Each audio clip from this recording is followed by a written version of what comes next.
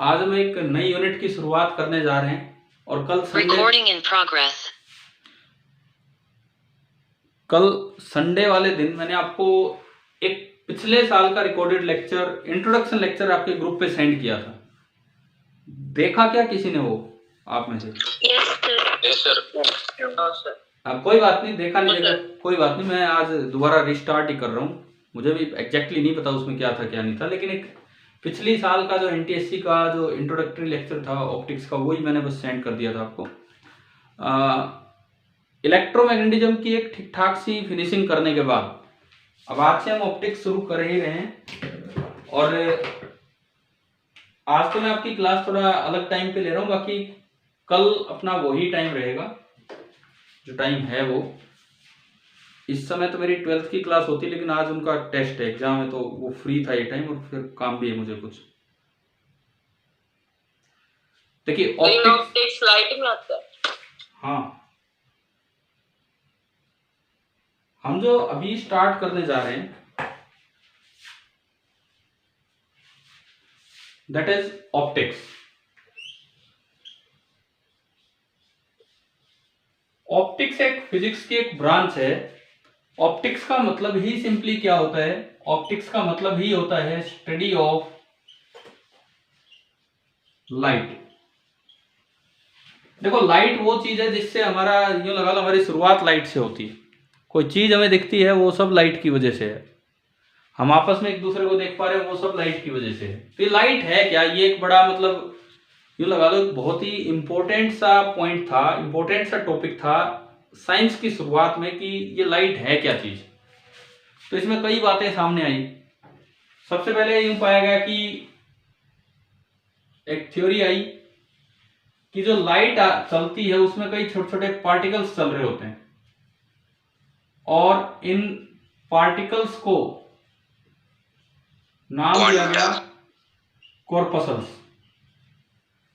बहुत पहले थ्योरी आई, इन पार्टिकल्स को नाम दिया गया कॉर्पसल्स। हालांकि ये थ्योरी न्यूटन ने नहीं दी थी, लेकिन न्यूटन इसके बहुत बड़े सपोर्टर थे, इसीलिए वो थ्योरी बड़ी फेमस हुई।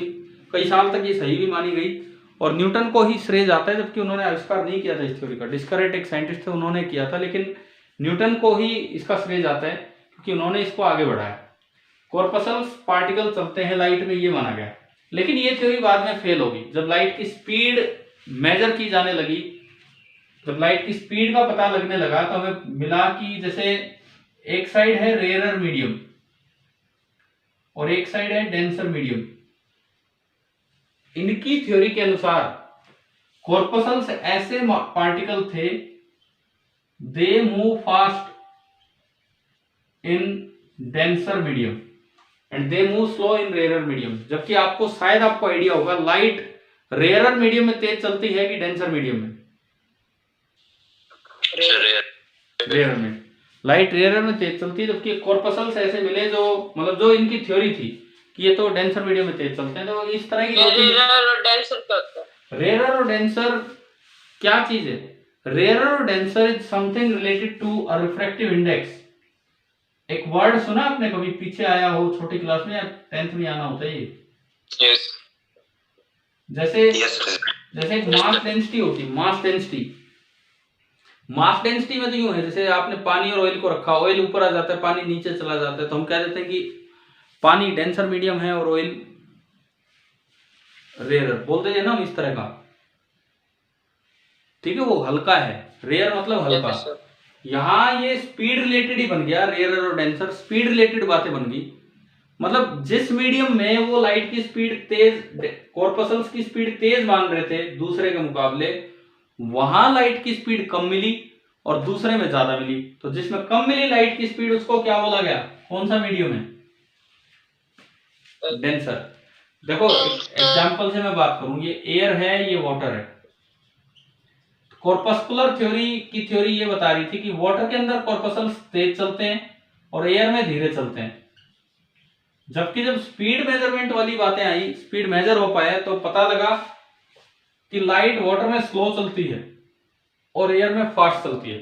जिस मीडियम में लाइट फास्ट चल रही है दूसरे के मुकाबले, वो रेयर मीडियम है, और जिसमें लाइट स्लो चल रही है वो डेंसर मीडियम है। क्या ये टर्म्स क्लियर हो गई हैं क्या? ठीक है। तो ये थ्योरी फेल हो गई थी, ये जो न्यूटन के टाइम की थ्योरी थी इस तरह से। बाद में इसके बाद अगली थ्योरी चली वेव थ्योरी। देखो अभी मैं कुछ छोटी छोटी बातें बता रहा हूं, आपको हल्के फुल्के पॉइंट लिखना, आप नोट कर लेना इनमें। उसके बाद जो अगली थ्योरी चली दैट वाज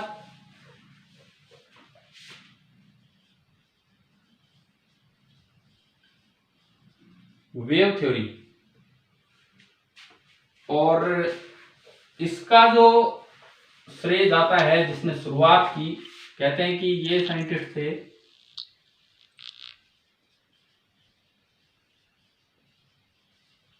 इस तरह की स्पेलिंग है क्रिश्चियन हाइजेन। तो इन्होंने ये वेव थ्योरी दी। इन्होंने माना कि लाइट जो है, ये जो लाइट चल के जा रही है, this is nothing but a wave. जैसे कि साउंड वेव होती है, जैसे कि और कोई वेव होती है, ईएम वेव, कुछ भी तरह की वेव ये। लेकिन सबसे पहली बात, लाइट मैकेनिकल वेव है कि नॉन मैकेनिकल? इन्होंने कहा इनके अनुसार लाइट कैसी वेव है? मैकेनिकल। तो पूछा भाई सन से यहां तक लाइट कैसे आ रही? तो उन्होंने कहा एक मीडियम प्रेजेंट है पूरे संसार में, एथर भी बोल देते हैं, ईथर भी बोल देते हैं। हाइपोथेटिकल मीडियम पूरे संसार में प्रेजेंट है जिससे लाइट चल के आ रही है। क्योंकि उस समय ऐसा रिवाज था कि वैक्यूम से तो कोई वेव चल ही नहीं सकती, नॉन मैकेनिकल वेव का तो थ्योरी कॉन्सेप्ट था ही नहीं उस समय। पता नहीं आपकी क्लास में या किसी और क्लास में एक दिन एक बच्चे ने कुछ दिन पहले ये पॉइंट भेजा था, बोले सर ये क्या होता है। आपकी क्लास में से भेजा था क्या? है कोई बच्चा क्लास में अभी? चलो कोई नहीं ध्यान मुझे किस सेक्शन का बच्चा था, उसने पॉइंट भेजा, बोले सर ये क्या होता है। तो हमने उनको रिप्लाई तो दिया था, लेकिन वो आज समझने लायक चीज है। ये एक हाइपोथेटिकल मीडियम था जो एग्जिस्ट ही नहीं करता था, जो गलत मान लिया गया था लाइट को मैकेनिकल वेव बताने के चक्कर में। बाद में तो साइंटिस्ट हुए माइकलसन एंड मोरले, उन्होंने इंटरफेरोमीटर एक्सपेरिमेंट करके ईथर की खोज में उन्होंने एक्सपेरिमेंट किया था, लेकिन उनका नल रिजल्ट आया। नल रिजल्ट मतलब कि ईथर जैसी तो कोई चीज होती ही नहीं है। ये पता लगा कि ईथर जैसी तो कोई चीज है ही नहीं इस संसार में। अच्छा, एक इन्होंने बोला कि लाइट कैसी वेव है। 9th में आपने पढ़ा है ना लॉन्गिट्यूडनल और ट्रांसवर्स। यस। क्या फर्क होता है लॉन्गिट्यूडनल और ट्रांसवर्स में? लॉन्गिट्यूडनल वेव क्या होती है? जिस डायरेक्शन में वेव चले उसी डायरेक्शन में अगर ऑसिलेशन हो रहे हैं तो ये आपकी वेव हुआ करती है लॉन्गिट्यूडनल। और ट्रांसवर्स वेव क्या होती है? जिस डायरेक्शन में वेव चले ऑसिलेशंस अगर उसके परपेंडिकुलर हैं तो वो होती है कौन सी वेव? ट्रांसवर्स। ठीक है। क्रिश्चियन हाइजेन ने ये बात भी गलत कही थी, ये बात भी गलत कही थी। बाद में एक फिनोमेना मिला जिसे पोलराइजेशन बोलते हैं, सनग्लासेस जो करवाते हैं, लाइट में पोलराइजेशन हो रहा था और ये केवल ट्रांसवर्स वेव में ही हो सकता था। देखो ना तो ऐसा कोई मीडियम मिला, पता लगा कि लाइट तो वैक्यूम में से भी चल सकती है, और इस पोलराइजेशन से पता लगा कि ये चीज गलत है, लाइट कैसी वेव है? Transverse wave. ये चीज भी गलत है, लाइट कैसी वेव है? Non mechanical. तो लाइट की वेव थ्योरी आई जिसमें कुछ चीजें आई इस तरह की, और कुछ फिनोमेना, 3 बहुत अच्छे फिनोमेना इससे एक्सप्लेन होते हैं वेव थ्योरी से। एक को बोलते हैं इंटरफेरेंस ऑफ लाइट, एक को बोलते हैं डिफ्रैक्शन ऑफ लाइट, और एक को बोल देते हैं पोलराइजेशन ऑफ लाइट। दरअसल लाइट एज अ वेव अगर आप देखते हैं तो ये 3 इंपॉर्टेंट बातें थी जो एक्सप्लेन हो पा रही थी, जो लोगों ने ऑब्जर्व की। एक बार मैं हल्का हल्का इनका जिक्र करता हूं। इंटरफेरेंस, क्या मतलब होता है इंटरफेरेंस ऑफ लाइट का? देखो क्या मतलब होता है, सुनो। क्या ऐसा हो सकता है कि 2 जगह से लाइट आ रही?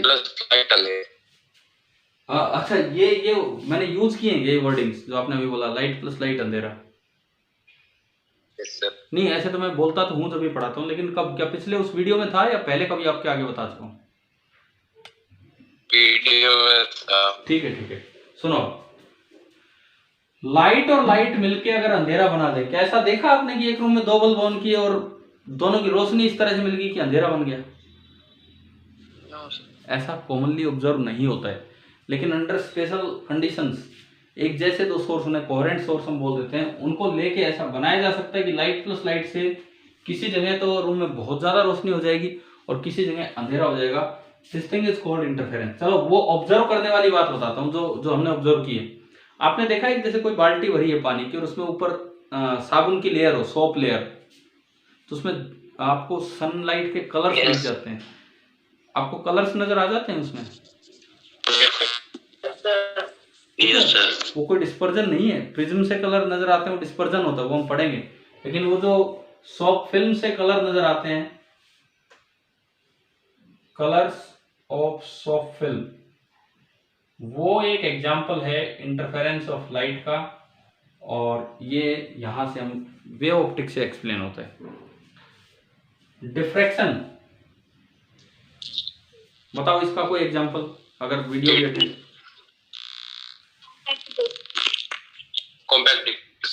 कॉम्पैक्ट डिस्क इसका एग्जाम्पल है। तो देखो क्या आवाज पहुंच ही नहीं पा रही है आपकी, तो मुझ तक बहुत कट के आ रही है। बताओ क्या पूछना चाह रहे हो? नहीं, कोई आवाज नहीं आ रही, मैं बोलता हूं आगे। डिफ्रैक्शन ऑफ लाइट, इंटरफेरेंस का मतलब है सुपरपोजिशन, दो वेव्स का आपस में मिलना।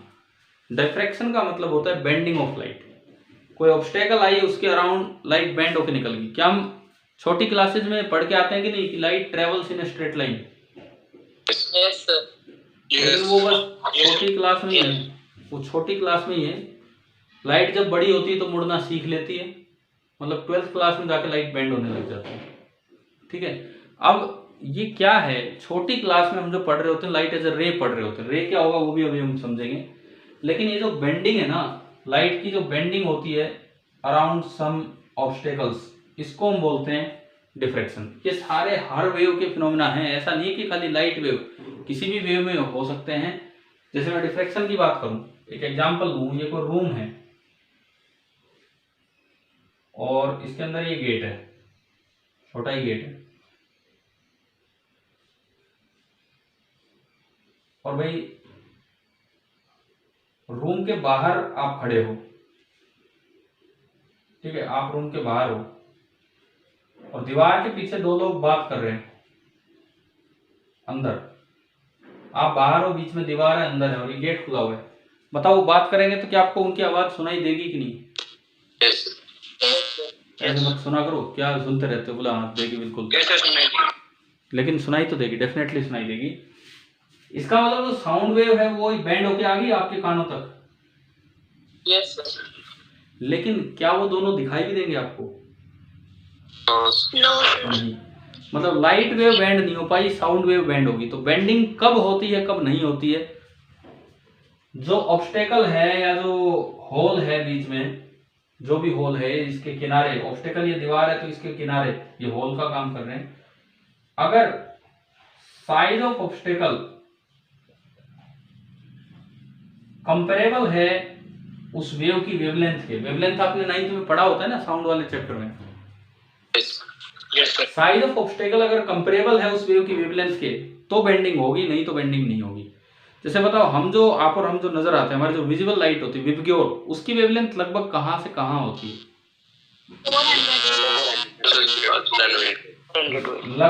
लगभग जो विबग्योर की वेवलेंथ है, अगर मैं विबग्योर बताऊं, violet, indigo, blue, green, yellow, orange, red, VIBGYOR तो सुना हुआ है ना पहले छोटी क्लास में। तो ये 400 नैनोमीटर से और 700 नैनोमीटर तक का ये आ जाता है। यार मैं तो कल फर्स्ट क्लास की बुक दे रहा था, फर्स्ट नहीं सेकंड क्लास, उसमें भी ये विबग्योर दे रखा है। सेकंड क्लास की सिंपल सी कोई बुक थी, उसमें भी बता रखा है भाई ये कलर इस तरह से आते हैं, तो बहुत पहले बच्चे पढ़ लेते हैं। तो ये लगभग हमारी लाइट की वेवलेंथ है। नैनोमीटर मतलब बहुत ही छोटा। आप और हम जो बोलते हैं साउंड, उसकी वेवलेंथ क्या होती है लगभग? वैसे तो परसेंट 1 मीटर के आसपास। ठीक है, ये इतना क्लियर आइडिया था पहले कि नहीं था साउंड वेव की वेवलेंथ का?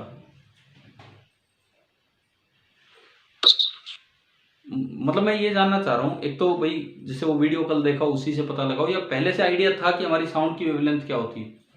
वीडियो। ठीक है, तो ये वो जनरल चीजें हैं जिनके बारे में हमें पता होना चाहिए, है ना।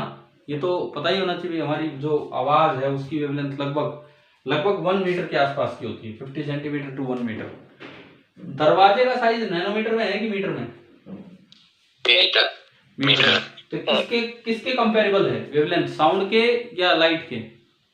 साउंड। इसीलिए साउंड वेव की बेंडिंग हो जाती है, लाइट वेव की बेंडिंग नहीं हो पाती। ये आपका होता है डिफ्रैक्शन। डिफ्रैक्शन के लिए कोई पूछे मेन कंडीशन, तो कंडीशन वही है कि ये वेवलेंथ के कंपेरेबल साइज हो। हर तरह की वेव में इंटरफेरेंस और डिफ्रैक्शन हो सकता है। अब मैं आता हूं तीसरे फिनोमेना पे, पोलराइजेशन। ये क्या होता है पोलराइजेशन? इसमें एक बड़ा स्पेशल सा फिनोमेना है और इसी ने ठीक कराया था कि लाइट लॉन्गिट्यूडिनल नहीं, light transverse wave. Sun glasses जो होते हैं, सन ग्लासेस पोलरॉइड ग्लास होते हैं। ऐसा नहीं कि कोई भी आप काले चश्मे लगा के आगे, वो नहीं, मतलब सन ग्लासेस जो होते हैं प्रॉपर, वो अगर आपने लगाए हों, आप बताओ कितने बच्चों ने आप में से सन ग्लासेस यूज किए हैं अभी तक?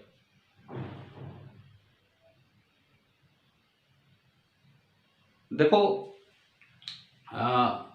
नॉर्मली हम नहीं करते हैं। नॉर्मली हम अपने नॉर्मल से चश्मे लगा लेते हैं अगर कोई बाइक वाइक भी चलानी हो तो। लेकिन जो सन ग्लासेस होते हैं उनमें पोलरॉइड ग्लास होते हैं, तो वो पोलराइजेशन करवाते हैं। बाहर धूप की लाइट की इंटेंसिटी बहुत ज्यादा है, लेकिन जो अंदर आंख में लाइट आएगी वो नॉर्मल होगी, आधी इंटेंसिटी आएगी, तो हमारी आंखों पे जोर नहीं पड़ेगा। एक लगा रखे खूब काले चश्मे, बाहर से आंखें नहीं दिख रही आपकी, लेकिन अंदर भी आपकी आंखें टाइट हुई जा रही, तो वो क्या सन ग्लासेस हैं क्या? वो तो नॉर्मल ग्लासेस है। तो जो सन ग्लासेस होते हैं वो एक फिनोमेना करवाते हैं पोलराइजेशन। लेकिन पोलराइजेशन का ये पता लगा कि वो केवल ट्रांसवर्स वेव में होती है, लॉन्गिट्यूडिनल में नहीं होती है। तो बताओ साउंड वेव में पोलराइजेशन होगा कि नहीं होगा? साउंड वेव एक लॉन्गिट्यूडिनल वेव है, उनमें पोलराइजेशन नहीं होगा। एक अच्छा सा सवाल आपके एनटीएससी लेवल पे भी ये बन के आ सकता है कि साउंड और लाइट वेव में अंतर पहचानने वाला कौन सा फिनोमेना है? इंटरफेरेंस, डिफ्रैक्शन, पोलराइजेशन या नन ऑफ दीज? इंटरफेरेंस दोनों में होगा, डिफ्रैक्शन दोनों में होगा, लेकिन पोलराइजेशन केवल एक ही वेव में होगा इनमें से, जो ट्रांसवर्स है, लाइट वेव। चलो, तो ये तो मैंने थोड़ा इंट्रोडक्शन दिया है वेव थ्योरी का। वेव थ्योरी नहीं पढ़नी हमें 10th में, बस इतना सा आइडिया होना चाहिए, क्योंकि इनकी डिटेल तो 12th क्लास। इंटरफेरेंस एक बार फिर से बताओ। अच्छा, इंटरफेरेंस का मतलब क्या होता है आप बताओ। आपने साइलेंसर सुना है? साइलेंसर? Yes sir. क्या काम होता है साइलेंसर का? यस सर, आवाज को कम करना। ठीक है, कभी ऐसा स्कूटर जाते हुए देखा जिसका साइलेंसर हट रखा हो? Yes sir. क्या वो बहुत ज्यादा आवाज करता है कि नहीं?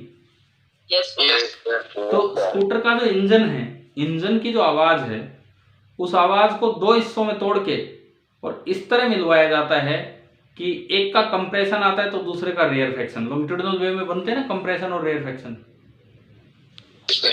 वो दोनों नॉर्मलाइज हो जाते हैं। फिर अगले का रेयरफैक्शन आएगा तो इसका कंप्रेशन, वो दोनों नॉर्मलाइज हो जाएंगे। तो इसका मतलब क्या बहुत ज्यादा आवाज आपको सुनाई देगी क्या? नहीं, ये आपका इंटरफेरेंस होता है। ठीक है, यही मैंने कहा कि लाइट और लाइट को इस तरह मिलवा दो कि क्रेस्ट पे ट्रो आके मिले, ट्रो पे क्रेस्ट आके मिले, तो वो अंधेरा सा हो जाएगा। इस तरह मिलवा दो, क्रेस्ट पे क्रेस्ट मिल गया तो बहुत ज्यादा उजाला हो जाएगा। तो ये जो फिनोमेना है, ये मिलना, दो वेव्स का मिलना, इसे ही क्या बोलते हैं? इंटरफेरेंस का। इंटरफेयर करने का मतलब ही क्या होता है? एक कोई चल रहा था, दूसरे ने आके बीच में टोक दिया, यही तो होता है इंटरफेयर करना, है ना। तो समझ गए इंटरफेरेंस का मतलब और एग्जांपल। देखो 10th लेवल पे इनमें जो सवाल आपसे पूछा जा सकता है, दैट इज मतलब वेव साउंड तक का लगा लो जो मैंने अभी बताया। 9th में साउंड आता है, 10th में लाइट आती है, तो कौन सा फिनोमेना इनमें डिफरेंस बताता है? उनमें पोलराइजेशन। ठीक है, एक बार अपनी बुक निकालो, चैप्टर 10 मैं एक बार दिखाता हूं। क्या चैप्टर 10 है आपकी बुक में? क्या? पोलराइजेशन को रिपीट करूं। पोलराइजेशन क्या होता है सुनिए। बाहर धूप बहुत तेज है, उसकी इंटेंसिटी बहुत ज्यादा है, उस धूप की इंटेंसिटी, चमक बहुत ज्यादा है, हमारी आंखें उतना झेल नहीं पाती या बहुत टेंशन में आ जाती हैं। तो क्या करता है पोलराइजेशन, उसकी इंटेंसिटी को कम करवा के फिर हमारी आंखों में भेजता है, आधी इंटेंसिटी करवा के हमारी आंखों में भेजता है। ये इंटेंसिटी आधी करवाना, इस फिनोमेना को ही हम क्या नाम देते हैं वहां पे, पोलराइजेशन। कैसे करवाता है वो हम अभी नहीं सीखेंगे, वो 12th क्लास में सीखेंगे कि किस तरह से ये एक वेव फिनोमेना है, कैसे होगा, वो 12th में सीख रहे होंगे। ठीक है, ओके। ये कुछ नोट करना है यहां से। कर लिया सर। ठीक है, कर लिया। अब अपनी बुक में जो ये पेज में दिखा रहा हूँ, चैप्टर 10 दिख रहा है आपको? Yes sir. एक बार ये यहाँ आओ, मोर टू नो में शुरुआत, हम मोर टू नो से थोड़ा ऊपर से शुरुआत करते हैं। बुक खोल ली है ना आप लोगों ने? Yes sir. ये लिखता है मोर टू नो से ऊपर वाला paragraph, by observing the common optical phenomena around us. अपने आसपास के जो फिनोमेना दिखते हैं, क्या आपने शैडो बनती हुई देखी है? आप रोड पे चल रहे हो, आप रोड पे चल रहे हो, स्ट्रीट लाइट ऑन है, तो क्या आपकी शैडो रोड पे दिखती है कि नहीं बनी साथ साथ चलती हुई? Yes sir. हाँ, तो ये कॉमन से फिनोमेना है। We may conclude that light seems to travel in straight line. हम बचपन से आज तक पढ़ते आए भी हैं कि लाइट कैसे पाथ में चलती है, light travels in straight line, पढ़ा है। ठीक है, the fact that a small source of light casts a sharp shadow of an opaque object points to the straight line path usually indicated as ray of light। एक बार मैं यही point explain करूं आपको, और इससे हम रे ऑफ लाइट को define भी कर रहे होंगे क्या है।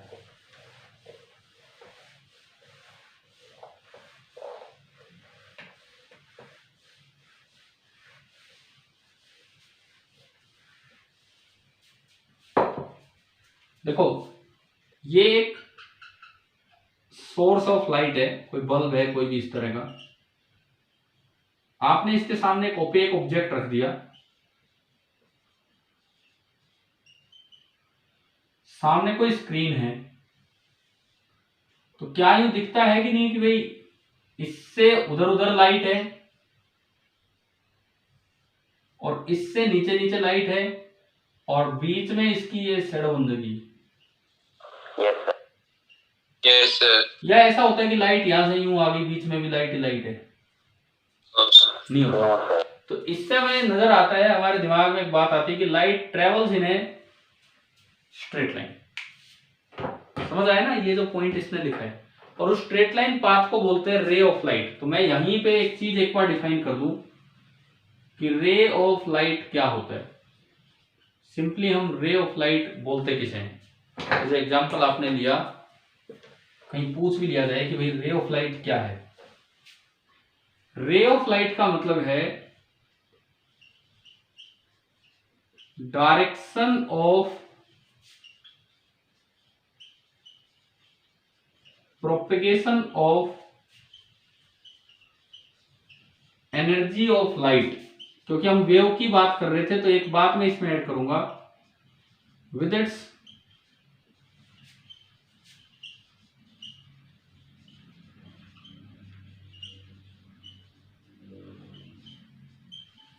Wavelength tending to 0। क्योंकि हम अभी इंटरफेरेंस डिफ्रैक्शन इनकी बात कर रहे हैं। जैसे ये कोई वेव आपने बनाई, आप 9th में पढ़ के आए होते हैं टर्म वेवलेंथ, साउंड वाले चैप्टर में। ये इस दूरी को हम लैम्डा बोलते हैं, एक वेव की पूरी लेंथ। ये आगे जा रही है, लेकिन अगर आप लैम्डा टेंड्स टू 0 मान ले, तो आप इसको यूं स्ट्रेट दिखाते हैं, यूं। ये अभी जो आगे जा रही है, अगर लैम्डा टेंड्स टू 0 करते हैं, इस डायरेक्शन में एनर्जी आगे बढ़ रही है, तो यहां तो ये थी वेव, और यहां ये क्या बन गई है? तो रे ऑफ लाइट क्या है, या रे ऑफ लाइट की वेवलेंथ कितनी होती है, क्या ये समझ आ गया है कि नहीं? ठीक है, तो ये डिफाइन कर लो अपनी कॉपी में एक बार, ये ray of light.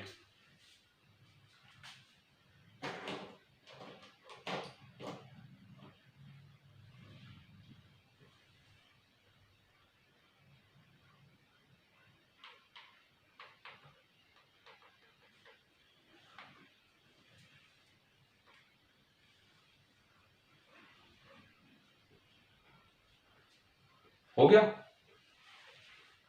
No sir. Yes sir. No sir. करो एक बार आराम से।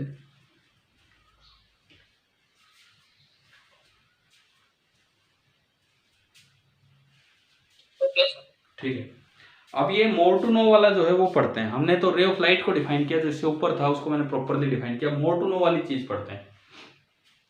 मोर टू नो में देता है कि if an opaque object on the path of light, पढ़ रहे हो ना आप किताब में से?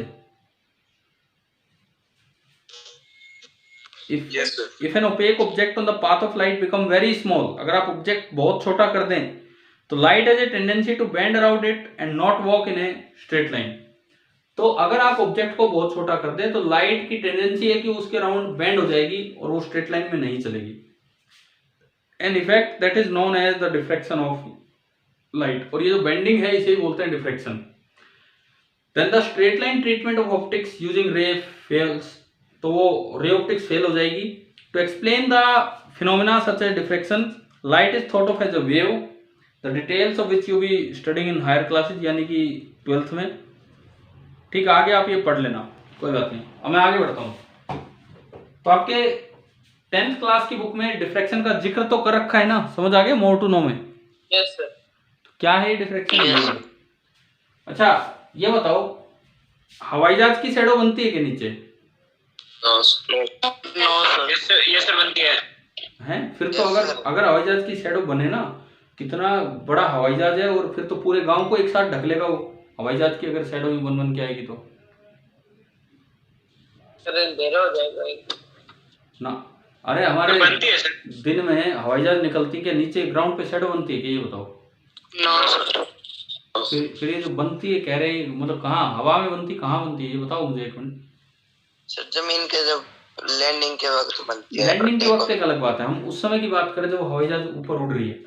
लैंडिंग के वक्त तो हवाई जहाज एक काफी बड़ा ऑब्जेक्ट हो गया हमारे लिए, वो बीच में आ गया। लेकिन उड़ते समय तो हवाई जहाज हमें कैसा नजर आता है?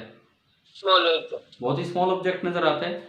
तो क्या होता है कि उसके बगल से लाइट रेज बैंड हो जाती हैं, धरती तक आते आते लाइट रे बैंड हो जाती हैं, और बैंड हो जाएंगी तो जहां शैडो बननी चाहिए थी वहां भी शैडो नहीं बनेगी। नहीं तो क्या होता, हवाई जहाज एक शहर या एक गांव के ऊपर से निकलता, पूरे में शैडो सा कवर हो जाता है इस तरह का। लेकिन रात दिन होता रहता। हाँ, तो ये इसका भी कारण डिफ्रैक्शन ऑफ लाइट ही होता है।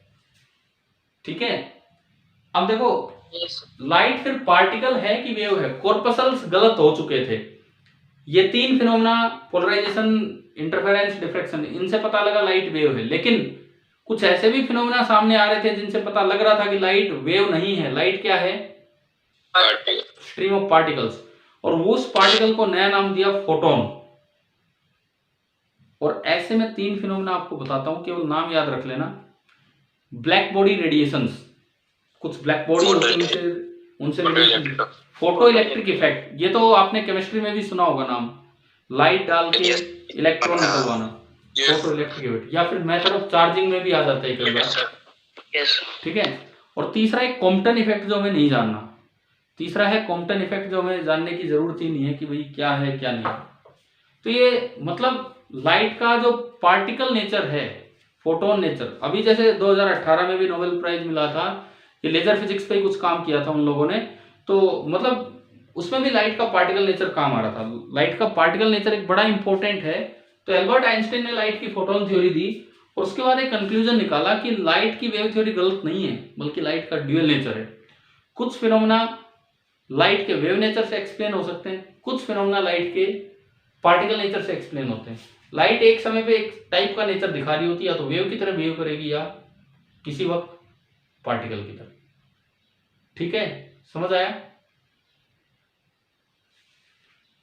अब हमें इसके नेचर के बारे में ज्यादा नहीं पढ़ना है। एक्चुअली हम जो 10th क्लास की जो ऑप्टिक्स पढ़ेंगे उसमें इसके नेचर के बारे में बहुत ज्यादा नहीं जाएंगे।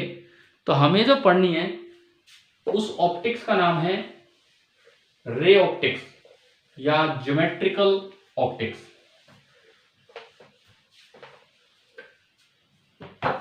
अच्छा, उससे पहले मैं एक और चीज बता दूं। आइंस्टीन ने 1905 में थ्योरी दी थी, क्या बोलते हैं इसे? STR मतलब बताओ special theory of relativity. STR का मतलब है special theory of relativity. Albert Einstein ने 1905 में theory the STR, special theory of relativity. तो इसमें उन्होंने जो बड़ी बात कही, यही आइंस्टीन की दूरदर्शिता थी कि उन्होंने कैसे इस बात को सोचा।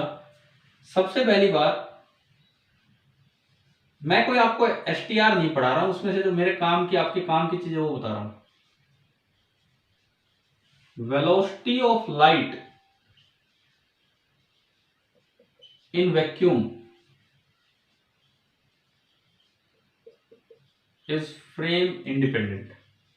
फ्रेम मतलब ऑब्जर्वर। जैसे एक छोटी सी बात करते हैं, ये गाड़ी है, मान लो ये गाड़ी आगे जा रही है 6 मीटर पर सेकंड से। सामने से एक ऑब्जर्वर आ रहा है, कैसे भी आ रहा है, वो भी 6 मीटर पर सेकंड से आ रहा है, और एक ऑब्जर्वर इधर से आ रहा है 6 मीटर पर सेकंड से, बी। अब बताओ, ए के लिए वेलोसिटी ऑफ कार क्या है? कार है हमारी -6। अरे 12। ए को क्या नजर आएगा? 6 से खुद ये जा रहा है, 6 से पढ़ा है नहीं आपने कि अपोजिट डायरेक्शन में ऐड कर दो। और बी के लिए वेलोसिटी ऑफ कार क्या है? 0। जबकि कोई इसके बगल में ग्राउंड पे बैठा है, रेस्ट है ये, इसके लिए वेलोसिटी ऑफ कार क्या है? 6। तो एक ही कार की वेलोसिटी सबके लिए अलग अलग है कि नहीं? यानी कि motion is relative. Motion is relative. इसका मोशन है कि नहीं है? ये कह रहा है रेस्ट पे, ये कह रहा है बहुत तेज है, ये कह रहा है बहुत ये कह रहा है रेस्ट पे, ये कह रहा है स्लो चल रहा है, ये कह रहा है बहुत फास्ट। तो मोशन इज रिलेटिव। लेकिन उसी रिलेटिविटी का एक स्पेशल पॉइंट था स्पेशल थ्योरी ऑफ रिलेटिविटी में कि velocity of light in vacuum is frame independent. Light आगे वैक्यूम में जो चलती है उस स्पीड को हम किससे डिनोट करते हैं? सी। कितनी होती है सी की वैल्यू? 299792458। भाई ये एग्जैक्ट याद कर लो। पता नहीं कहां किसी भी लेवल पे, आपके 10th लेवल से लेके even graduation, post graduation level तक या कोई भी कॉम्पिटिटिव एग्जाम में ये वैल्यू पूछी जा सकती है और 4 मिलते जुलते ऑप्शन देके। ये बहुत ही फिक्स वैल्यू है कि भाई इतनी है लाइट की स्पीड इन वैक्यूम, 299792458 मीटर पर सेकेंड। न्यूमेरिकल्स के लिए थोड़ा कैलकुलेशन आसान करने के लिए हम इसको कितना ले लेते हैं, 3 × 10⁸ मीटर पर सेकेंड। ठीक है। यस। अब क्या बताया आइंस्टीन ने, एक मान लो एक ऑब्जर्वर है, वो खुद इस तरफ आ रहा है सी से ए, और एक ऑब्जर्वर है जो आगे जा रहा है सी से ही, दिस इज बी। तो according to the classical physics for a, जो वेलोसिटी ऑफ लाइट होनी चाहिए वो c+c होनी चाहिए कि नहीं? Yes yes. लेकिन उसको भी लाइट c ही स्पीड से चलती नजर आएगी। फॉर बी, बी के लिए वेलोसिटी ऑफ लाइट c-c होगी कि नहीं? बताओ। यस। लेकिन उसको 0 नहीं, उसको भी लाइट कितनी स्पीड से नजर आएगी? c से। मतलब ये एक बड़ी स्पेशल बात थी जो लोगों को शुरू में हजम भी नहीं हो रही थी। यार बोले क्या न्यूटन की फिजिक्स ही फेल होगी, क्या क्लासिकल फिजिक्स ही फेल होगी? तो आइंस्टीन ने समझाया कि भाई ये अलग चीजें हैं, यहाँ जहाँ स्पीड बहुत ज्यादा हो जाती है वहां न्यूटोनियन कॉन्सेप्ट्स वैलिड नहीं होते हैं। ये आपकी रिलेटिविस्टिक मैकेनिक्स होती है। तो ये आपका बड़ा इंपॉर्टेंट पॉइंट था एसटीआर का, जो लाइट के बारे में आपको पता होना चाहिए। और दूसरी बात, मैं एसटीआर नहीं पढ़ा रहा हूं, मैं तो आपको सिंपली बता रहा हूं कि क्या रिजल्ट है जो हमारे काम के हैं। दूसरी बात, nobody in this universe Can move with the speed of light. can move with a speed greater than c। इस स्पीड से ज्यादा किसी भी चीज की स्पीड नहीं हो सकती। क्या हुआ, वीडियो क्लियर नहीं है? क्लियर है सर। ठीक है, ये तो फिर मुझे वो स्क्रीन शेयरिंग करनी पड़ेगी और कुछ नहीं है, बट चलो अब चलने दो, अब तो इतनी देर हो ही गई है क्लास। लिख लो भाई, ये भी पॉइंट्स अपने नोट कीजिए, ये जो लाइट से रिलेटेड ये पॉइंट्स बताए। लिख लिया सर। लिख लिए सभी ने? Yes no sir. कोई नहीं, मैं रुक रहा हूँ 2 मिनट, आप पूरे कीजिए।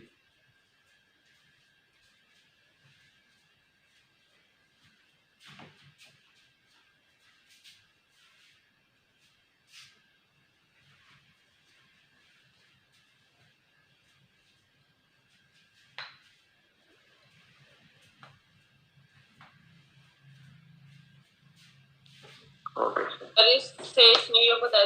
टाइम अलग अलग हो सकता है। हाँ हाँ हाँ बिल्कुल, ये टाइम डायलेशन वाला एक पॉइंट था, लेकिन वो बता तो रहा हूँ, एसटीआर एक बड़ी अच्छी थ्योरी है, पर वो 12th तक आपके सिलेबस में नहीं है। लेकिन अगर आपका फिजिक्स में इंटरेस्ट बनता है, नहीं भी बने आप वैसे भी पढ़ सकते हो उस चीज़ को, और बाद में पढ़ भी लेना, अच्छी थ्योरी है।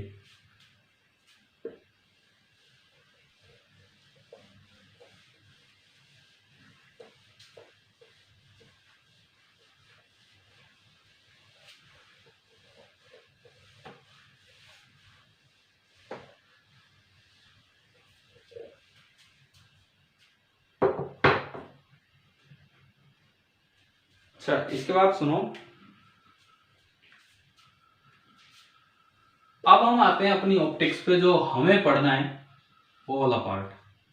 हमें जो 10th क्लास में पढ़ना है that is known as ray optics, या आप उसे कह सकते हैं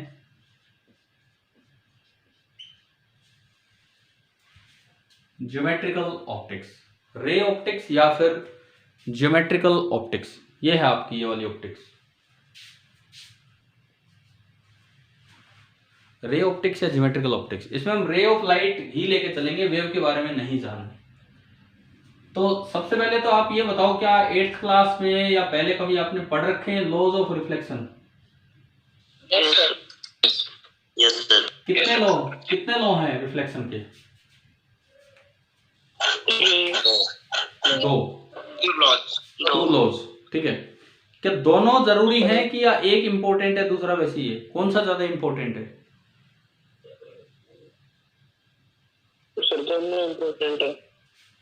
दोनों इंपॉर्टेंट है, लेकिन बच्चे तो सोच के रखते हैं कि बस वो एक काम आता है, I बराबर R।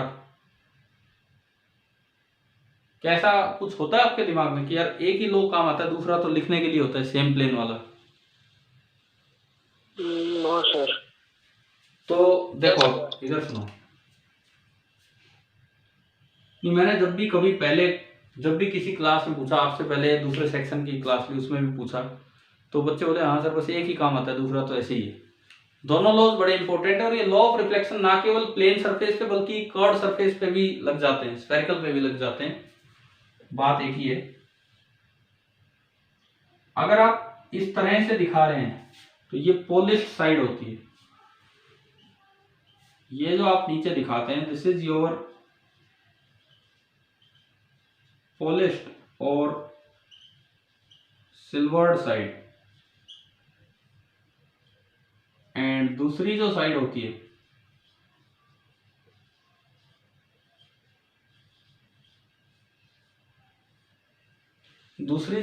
है that is called reflecting side. Polished या सिल्वर्ड साइड, और दूसरी साइड आपकी होती है रिफ्लेक्टिंग साइड। इस तरह से रहता है। आपने यहां कोई लाइट रे डाली, अब मैं रे की तरह चलूंगा, चाहे आप इस पे डालिए चाहे आप इस पे डालिए। ये कौन सी लाइट है आपकी? Incident light.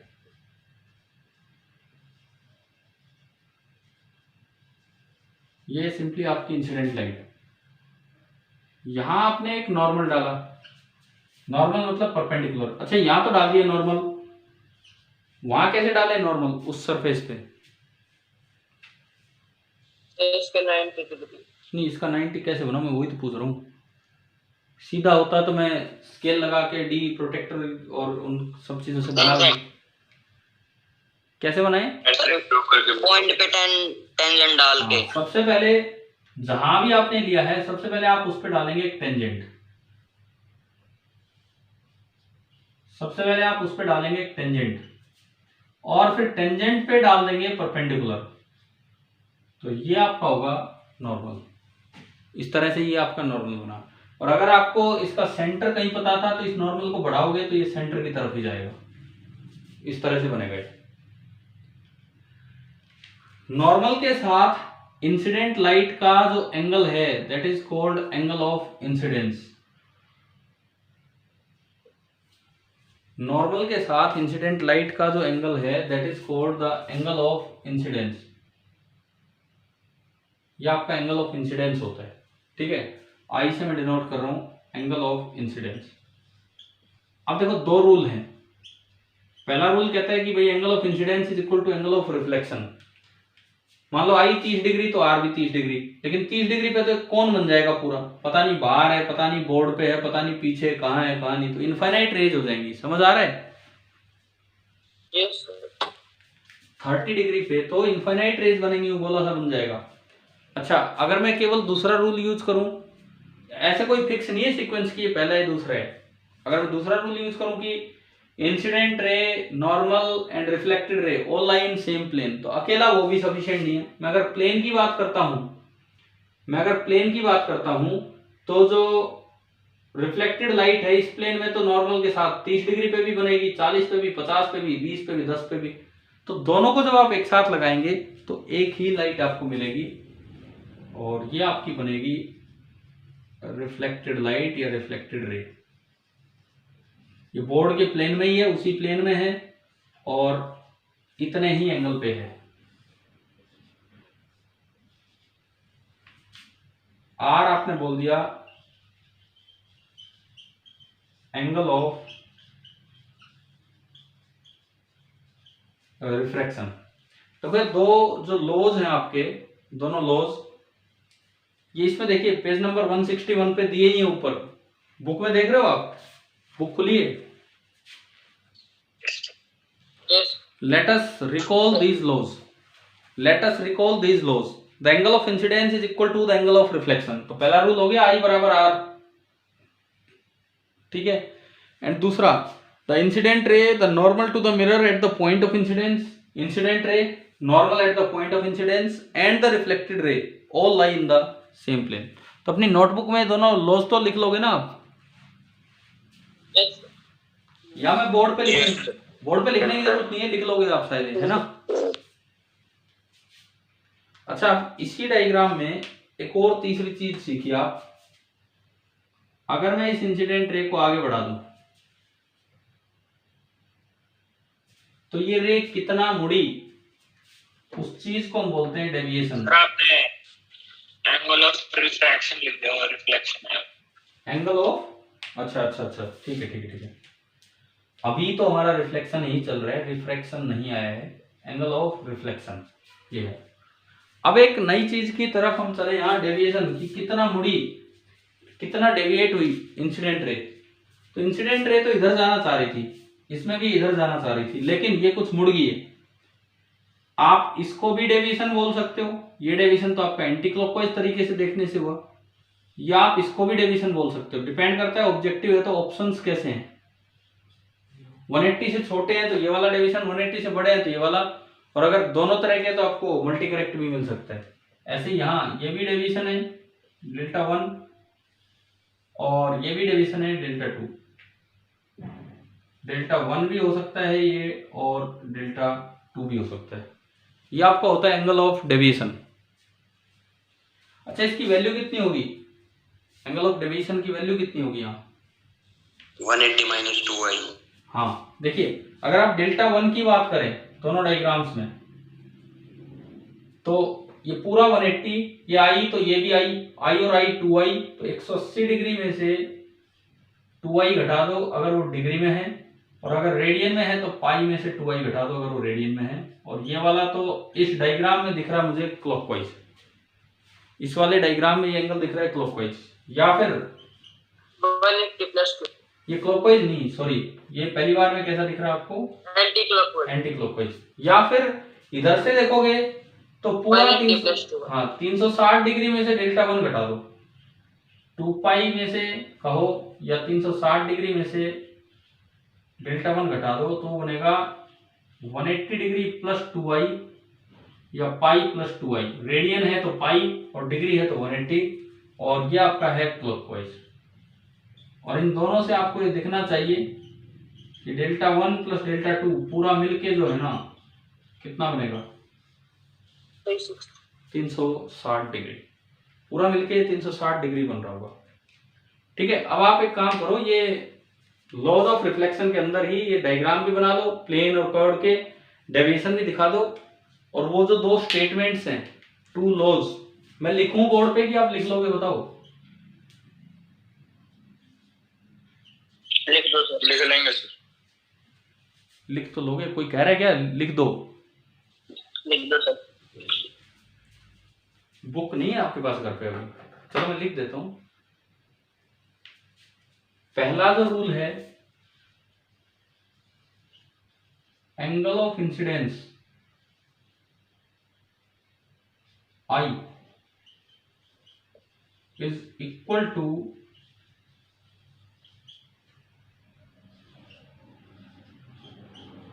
Angle of reflection R।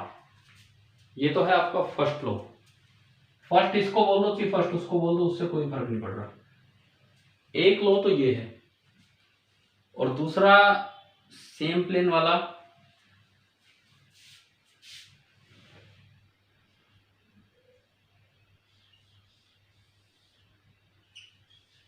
The incident ray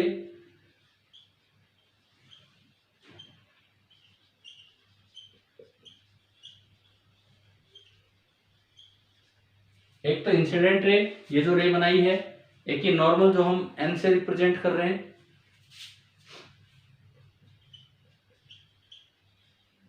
normal to the mirror at the point of incidence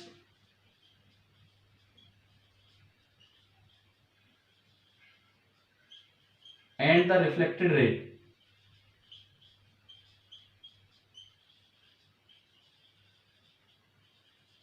all lie in, मैं SP लिख रहा हूं, SP मतलब same plane, all lie in same plane. जगह नहीं थी इसलिए मैंने इस तरह से लिख दिया।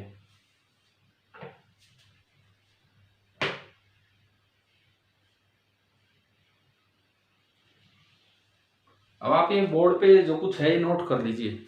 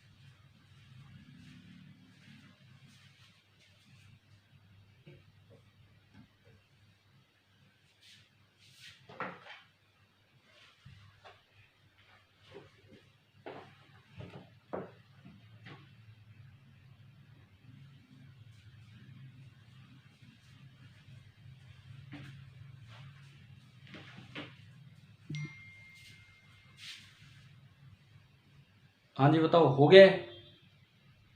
No sir. Yes sir.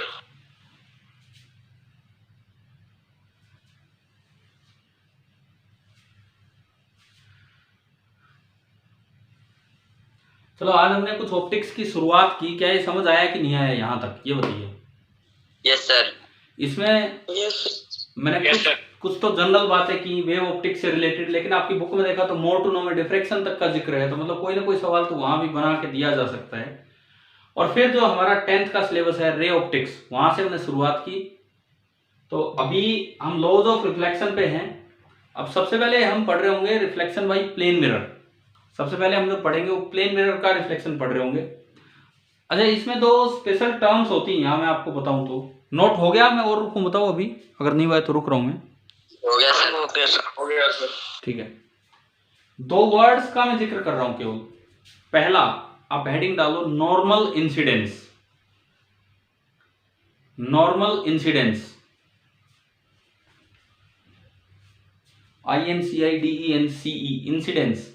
Normal incidence का क्या मतलब है कि लाइट रे बिल्कुल यूं आई और सीधी निकल गई। तो अगर नॉर्मल इंसिडेंस होगा तो बताओ आई कितना? 0 डिग्री।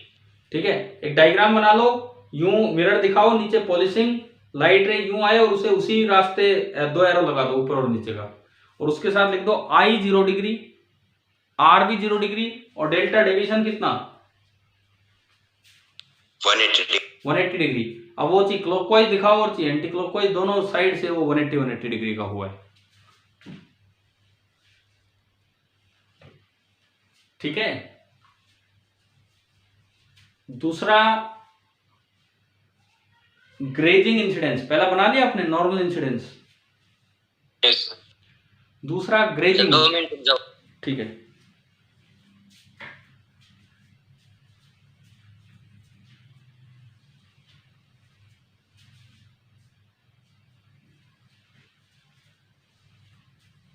फिर से बता दो। मैं बोर्ड पे बना देता हूँ, फिर ऐसे तो ये मिटाओ ना अगर हो गया हो तो ये। यस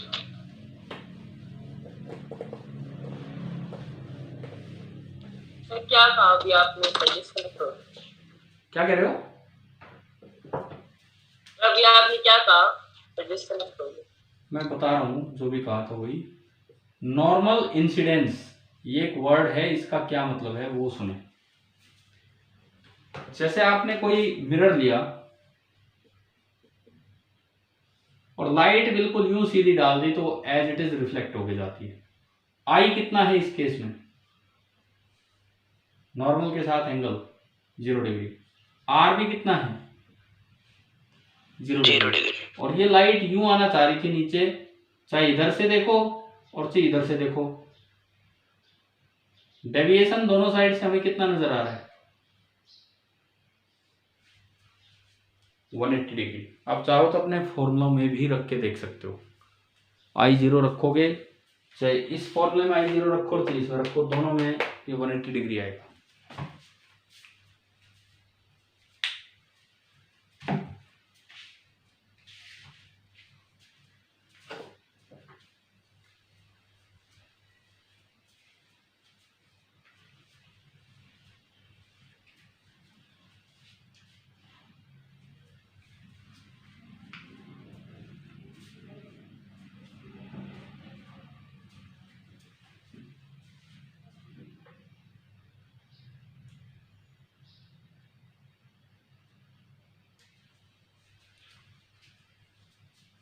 चले आगे बढ़े।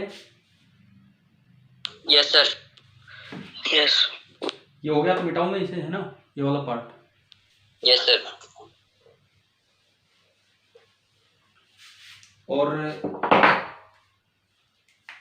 दूसरा वर्ड हम इसमें यूज कर रहे हैं, this is the grazing incidence. Grazing मतलब जस्ट टच करते हुए, छूते हुए निकल गई यूं।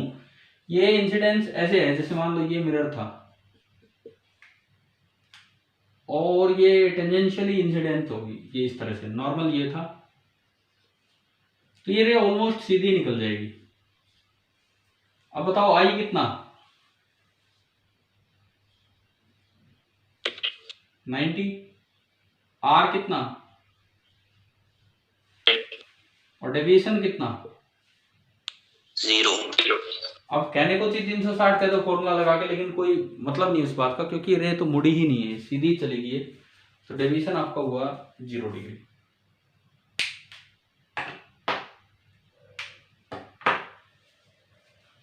तो चलो आज ये बताओ, वैसे देखेंगे तो सर 360 डिग्री हो गया। नहीं मैं कह रहा हूँ 360 से कहने को बोल दो उस फॉर्मूले से भी, पर ये कुछ हुआ ही नहीं है तो सीधी तो निकली है। समझ गए हो ना? ये तो बिना मुड़े निकली है तो ज्यादा बेटर है 0 डिग्री। 360 डिग्री डेविएशन का कोई मतलब नहीं होता, क्योंकि 360 डिग्री के बाद वही रे दोबारा आनी है। अब बताओ भाई, क्या यहां तक रे ऑप्टिक समझ आई? थोड़ा बहुत लॉज वाली बातें और ये। Yes yes sir. ठीक है, तो फिर इससे आगे हम कल कंटिन्यू करते हैं अपना काम। आज आपकी केमिस्ट्री क्लास कब शिफ्ट की है? वो तो मैम ने ये लगा लो मेरे लिए कि 12:30 से हैं 12:30 फ्रॉम 12:30 12:30 पे ही। अच्छा 12:30 वाला टाइम फ्री होता है क्या आपका वैसे? चलो जो भी यस सर ठीक है ठीक है Monday to Wednesday रहता है। हाँ ठीक है, मुझे ज़रूरत थी आज इस समय की तो इसीलिए मैंने टाइम दिया था। ठीक है भाई, आगे फिर कल देखते हैं। थैंक यू सर वो 3 इफेक्ट बताना एक बार, कौन से 3 इफेक्ट? जो लाइट को पार्टिकल प्रूव करते हैं। मैं लिख देता हूँ क्योंकि मैंने लिखे नहीं वो ना एक बार भी। पहला इफेक्ट है ब्लैक बॉडी रेडिएशन, बस आप तो नाम याद रख लो इनके, ब्लैक बॉडी रेडिएशन। दूसरा इफेक्ट है फोटो इलेक्ट्रिक इफेक्ट, और तीसरा इफेक्ट बोला जाता है कॉम्पटन इफेक्ट। ये 3 वो इफेक्ट हैं जिनसे लाइट का पार्टिकल नेचर यूज होके एक्सप्लेन हो रहे थे, फोटोन नेचर, और इंटरफेरेंस डिफ्रैक्शन पोलराइजेशन उनमें वेव नेचर यूज हो रहा था। ठीक है भाई, Recording stopped. ओके